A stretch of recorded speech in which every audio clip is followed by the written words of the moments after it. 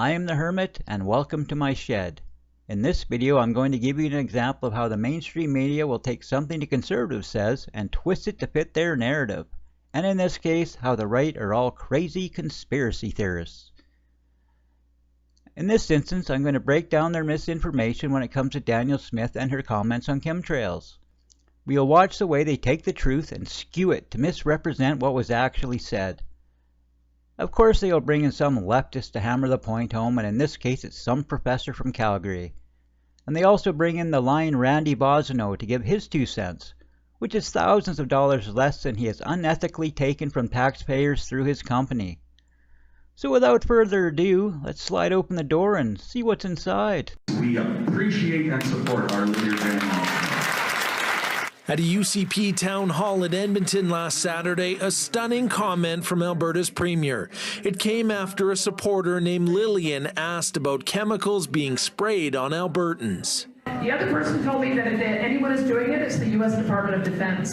First off, she was responding to a question that was asked by an audience member. She just didn't randomly bring up chemtrails as something she believes in or is campaigning on. And did you notice how CTV conveniently omitted the question that was asked of her from their reporting, so we can't get the full context of it?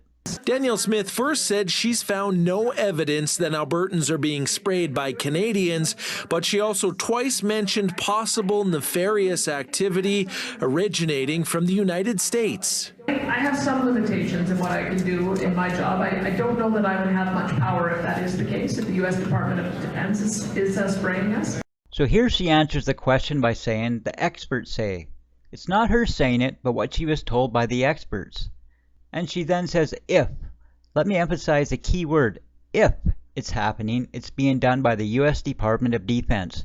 Not it is happening and they are doing it. Complete nonsense, no evidence to support it at all. This University of Alberta professor says the question and answer are rooted in the popular chemtrails conspiracy theory. It claims vapor trails or condensation trails from airplanes are actually chemicals being used to poison or control people below. Timothy Caulfield says Smith was wrong to legitimize in any way this obvious lie. We need our leaders to really speak the truth, talk about the evidence, lean into rationality, and point a way forward. We don't need to be, legitimizing conspiracy theories. All right, Tim, let's have a look at this. During the 50s and 60s, the U.S. Army dusted chosen American cities from coast to coast with a fine powder of fluorescent, potentially toxic chemical. And now one scientist says, at least in the case of St. Louis, the powder may have contained radioactive material. The powder scattering was part of Operation Large Area Coverage, a series of tests the Army says were designed to assess the threat of biological attacks by simulating the airborne dispersion of germs. The experiments exposed large swaths of the U.S., parts of Mexico, and Canada to flurries of synthesized chemicals, zinc cadmium sulfide. The U.S. Army secretly dumped this carcinogen on unknowing Canadians in Winnipeg and Alberta during the Cold War in testing, linked to weaponry involving radioactive components meant to attack the Soviet Union, according to classified documents revealed in a new book.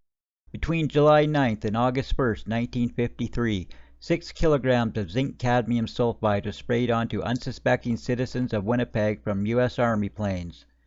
So based on this, one could come to the possible conclusion that if the U.S. Department of Defense was spraying chemicals on civilians in the 50s and 60s, who is to say with certainty that it isn't happening now, for different reasons, like, say, protecting the climate?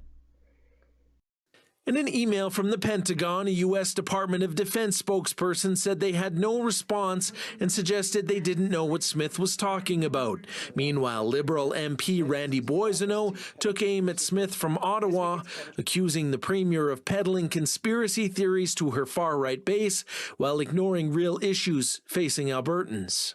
She is simply not doing her job, and she's going off and soaking fears about somehow the U.S. putting chemtrails in the air. It's simply bonkers. Bonkers, Randy? Do you really want to know what bonkers is? It's your company, GHI, receiving government contracts while you are an MP. That's what bonkers is. There are questions tonight about a federal cabinet minister potentially breaching ethics rules. Global News has found Employment Minister Randy Boissonnault's former company was awarded a federal contract earlier this year while he was still in office and held shares in the company. Krista Hesse has been investigating Boissonnault's business dealings. Krista. Donna, we've learned that Global Health Imports, a medical supply company Boissonnault co-founded, received a contract from Elections Canada in January. At the time, Boissonnault owned a 50% stake in the business. Generally, ethics rules allow ministers to have shares in private companies as long as those companies do not obtain federal contracts. 2 weeks ago, Canada's Ethics Commissioner said he is reopening his case file over new texts Boissonnault's former business partner sent in 2022, citing communications with someone named Randy. Both Boissonnault and his business partner deny Boissonnault is the Randy in the texts. You know, that business is rewarded with. Tory ethics critic Michael Barrett called on the Ethics Commissioner to investigate the contract.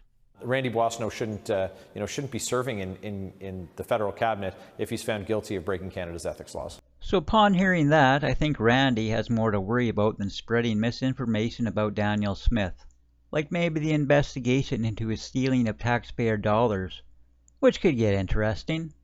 Anyhow, thanks for hanging out, and if you enjoyed the video, like and subscribe. And until next time, stay safe out there.